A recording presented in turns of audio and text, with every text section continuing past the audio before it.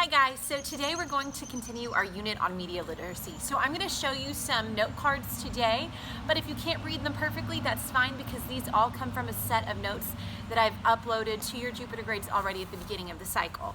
So these are kind of more for me to keep on track. If you can't read them or can't keep up, it's fine. They're all online right now. So when we talked about media literacy earlier this cycle, we've talked about it in terms of advertising. We talked about implicit versus explicit messages. But those same principles apply even in a greater sense to media in general. And specifically today we're going to talk about news media and journalism. So when we're talking about media literacy, there are some important questions to keep in mind.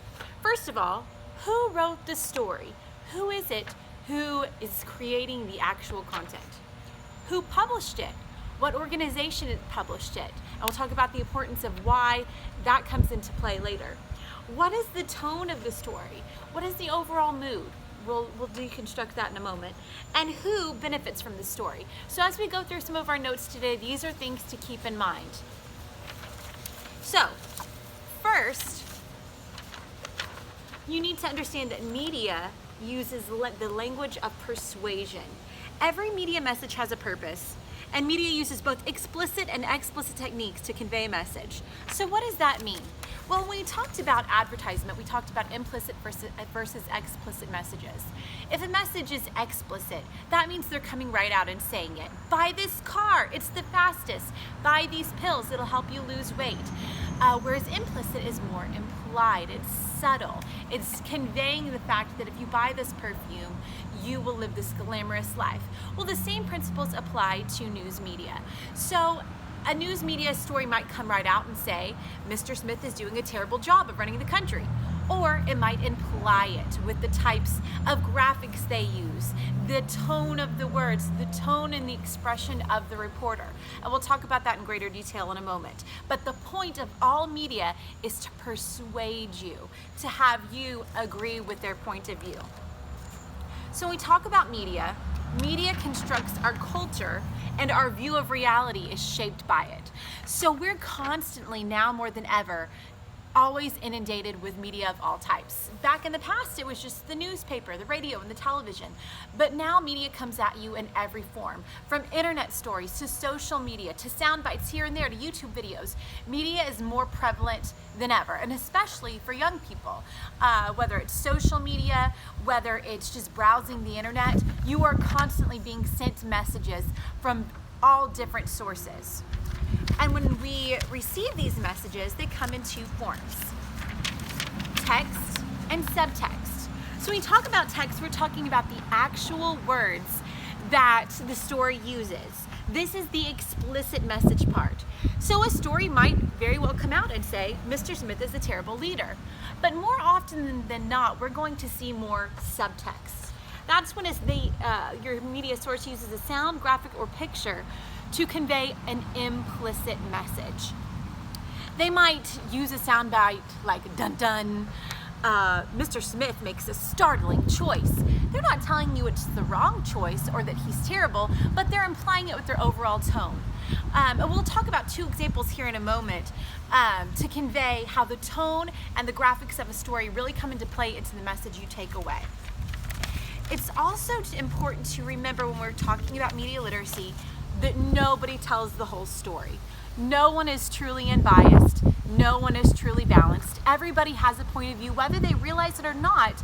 That is determining the overall tone and the message of the story. It's impossible to separate your own personal views from a story unless you're strictly giving statistics and facts. So media messages reflect the values and point of view of the media maker.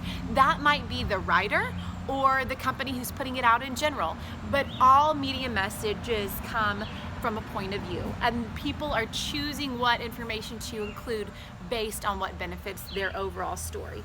So the example we're going to talk about is BuzzFeed versus Fox News. These are probably two media sources you're very familiar with, both with very different tones. I'll show you the exact examples we're talking about when we meet in class. But the specific example where you can really see the difference between the two media messages is in an article about abortion published by each news source. So for Fox News, when they talk about the subject, the tone is very grim. For them, they're conveying that it's a matter of life and death. So they're using graphics saying breaking news. The reporters have serious expressions. They're giving you statistics on abortion rates. Very grim. They use words like pro-life. The message that they are sending is that this is important and it's life and death. It's not something to take lightheartedly. They want you to take away from this that it is a very heavy, important topic. With BuzzFeed, their angle is totally different. So the specific article we'll look at together is called Shout Your Abortion. And in this article, they employ a lot of graphics. They use people's social media posts. They use hashtags. They use the most current slang. And they show people using the hashtag Shout Your Abortion to prove that being pro-choice versus anti-choice, as they say, is what all the young people are doing. If you're young and you're hip and you're in the now, then BuzzFeed wants you to believe you need to agree with their point of view. So whereas Fox News is portraying the story as being very grim, life or death, BuzzFeed is taking the exact opposite point of view. By using kind of silly graphics and using hashtags, they're saying, hey, this isn't that big of a deal, and this is what everybody who's young and in the now and current believes. They agree with us. And they're not coming out right and saying it.